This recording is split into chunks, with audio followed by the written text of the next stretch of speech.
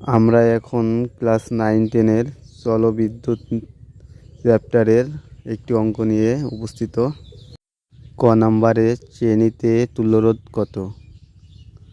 আমরা জানি তুল্যরোধ বলতে শ্রেণীতে RS R1 + R2 + R3 (n) = R1 এর মান বসাবো প্লাস R2 এর মান বসাবো প্লাস R3 এর মান বসাবো।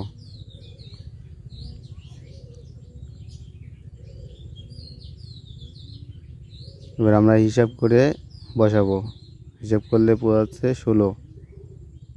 এটাই আমাদের শ্রেণীর তুল্যরোধ নির্ণয়।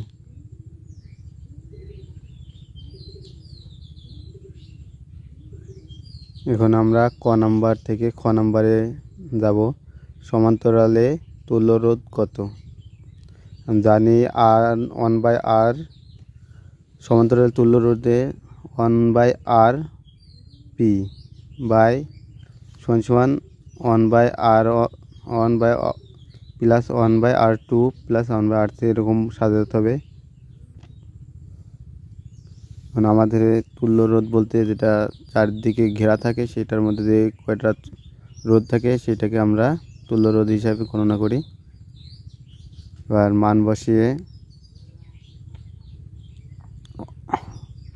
R4 এর মান বসাবো এবং R5 এর মান বসাবো। মান বসিয়ে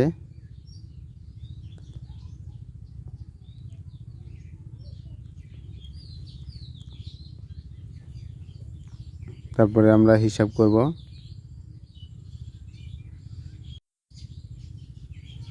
হিসাব করে দেখব কত হয়। আমরা ক্যালকুলেটর নিয়মে করতে পারি।